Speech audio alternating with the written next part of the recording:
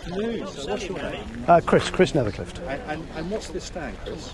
So this is Cicli Artigianali. We're a local club and we collect and ride vintage and classic racing bikes. You've got some lovely bikes up here. We were asked to come along and show a collection of Italian bikes and the history of the mechanical shifting of gears. So what's the earliest bike you've got here? So the earliest bike we got is from about the 1920s and then we take it all the way through up to about the mid-80s. So just before we started getting index shifting gears. Okay. Is it one make or is it a number of different makes? This is all one make, just for the display, but with the club has got over 100 different marks and 300 different models that we've got as a collection. So whereabouts is the club? The club is in Shepperton. Oh, it's local? Yeah, it's only very local to here, yeah. So you've got a lot of bikes? Yeah. How many members? There's 150, 200 members, so, one or two bikes per, but, there's a few that got more. Would you mind just taking me around? Absolutely, yeah. So, this is the earliest one on display. Doesn't really have any gear change as such that you would recognise, other than literally taking the wheel out and putting the chain on a slightly smaller sprocket and then put the wheel back in again. So you'd have to get off the bike to change gear. Wood rims, although new, they are what would have been on there in the first place. But something you would have seen in the 20s or the 30s, fairly common.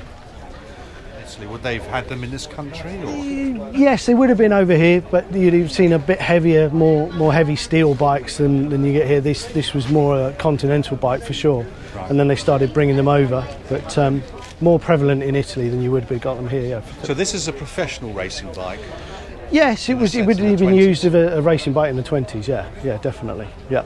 And was there professional racing in this country as well as on the continent? It was more amateur. There was a lot of amateur racing, and of course here was where a lot of the racing started. Back in 1907, I think it is, from here. So, hence the link why they asked us to come along. Although Italian bikes for Italian Day. So we move on. So then we move on. Started shifting gears, very rudimentary, chain tensioning by hand. But that was the first real sort of shifting that you would do, but there's only 3 gears on the back. So would you do that whilst you're cycling? Yeah. The first iteration of changing gears while cycling. Move on to the 40s and 50s, essentially the same sort of setup. One is just an evolution of the other. But what would happen here is the rider would reach back and unhook the wheel, so the wheel is actually unlocked and free. And then pedalling backwards, use the second lever to move the gear change up or down, and when they've got in the right gear they lock the wheel back up, so the wheel is actually loose whilst you're moving, and that's the first real sort of major shift, if you like, in gears. So how many gears again did you have? This one's got 5 on there. You unlock, and then that would bring you up the gears, and that would move you down the gears, and then you'd lock the wheel back up again. Yeah. Okay. And this is essentially the same thing, but just a later generation. So this is all Bianchi, and they are all the same colour. Yes, they are. Bianchi colour. So it's a Bianchi colour, and you'll find it even today on most of their bikes. You'll find this colour somewhere, but they're all slightly different. As you go through the eras, people slightly mix the paint differently, and it's a subtle change. Are these privately owned? Or? Yeah, they're all privately owned. Yeah, this is Bob's son's bike, actually. Small race bike for children. Yeah. And again, from the point of view, so we're now into the 70s. This is into the 70s. We're looking at here.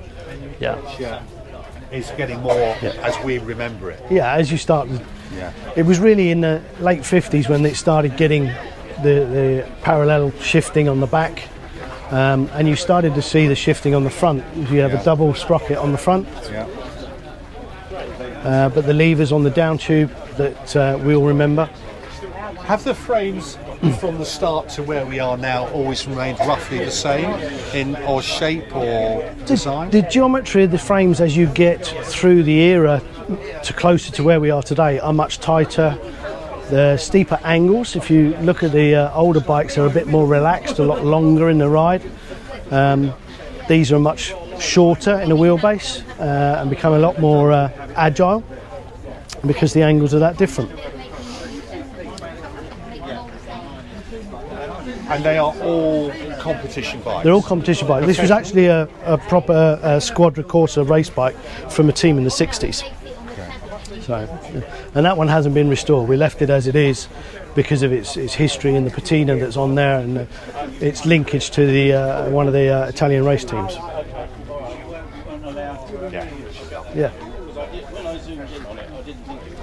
You get to the 70s and the gears have changed again a little bit. You've still got the derailleur at the back, but you can now shift much greater range on the front. So you can have a much smaller cog for climbing, typically, much bigger cog for racing on the flat. So you've got a much wider range of gears.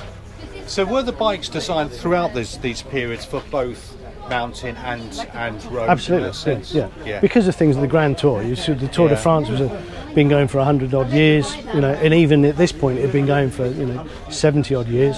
So, and then the Giro d'Italia, of course, been going for a similar time. So they're all mounting the stages in amongst the flat stages. So they needed to be able to do both.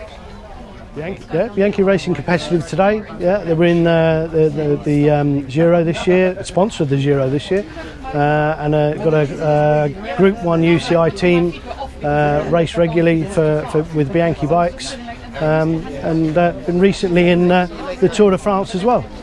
So one of the oldest manufacturers of bikes still in existence today. So when we look at the sort of retail market, Bianchi makes bikes for the consumer as well? Absolutely, yeah. So they mountain bikes, children's bikes, road bikes, and then more recently, like many manufacturers, they've now got electric bikes as well, e-bikes. And they're the oldest continuing manufacturer of bikes in the world. Been going over 130 years now.